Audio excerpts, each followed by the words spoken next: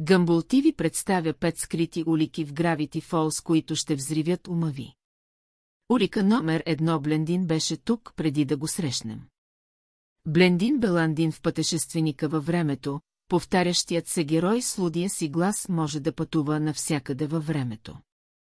Това е нещо, което той прави често, което в крайна сметка води до неговия арест в края на този епизод за нарушаване на кодекса за поведение на пътуването във времето. Работата е там, че Блендин може да се види през цялата поредица, дори преди публиката да го срещне. Например, той е показан на фона на 3 епизода преди въвеждането му в сериала, които видяхте на снимките. Улика номер 2. Agent Powers и Agent Trigger.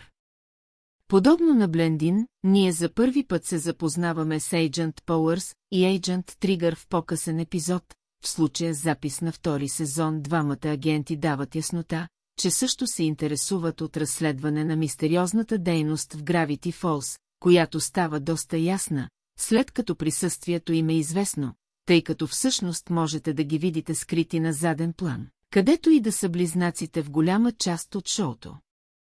Те се крият по време на шоуто на Емейбъл. След това те се разхождат в мола, след това те стоят зад колата на Сус, след това те са на музикалния фестивал, те ходят навсякъде, където са Мейбъл и Дипър. Улика номер 3. Бил е навсякъде.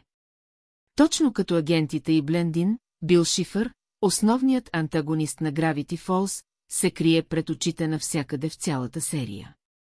Един особено призрачен случай на присъствието на Бил идва, когато той се появява като отражение, идващо от червения витраж на тавана на шатрата, докато Дипър чете дневника.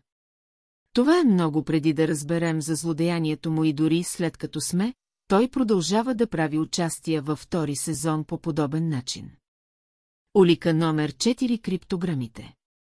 Едно нещо, което прави Gravity Falls по-приятно е, че за разлика от гледането на което и да е друго шоу, трябва да направите малко проучване, за да получите пълното изживяване.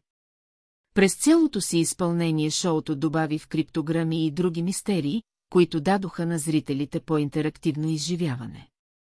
Какво представляват криптограмите? Виждали ли сте някога думата символи или надпис в края на всеки епизод? Тези символи всъщност са съобщения, които или правят някои наистина добри дреболии, или предвещават нещо, което ще се случи по-късно в шоуто. Например, кодът по-горе, представен в епизод на сезон 2, не това, което изглежда, е разположен под кадър на помладия Стенли и Станфорд Пайнс, и кода казва оригиналните мистерийни близнаци. Улика номер 5. Станфорд Пайнс. Къде е бил Станфорд Пайнс през цялото време и откъде е намерил своите нови неща? Като безкрайният зър, неговото оръжие и дори своите нови дрехи, говори се, че е бил заклещен между измеренията. Но някои теории гласят, че е прекарал време с Бил Шифър. Но друга теория гласи, че попада в измерението на Рик и Морти и там търси път към дома.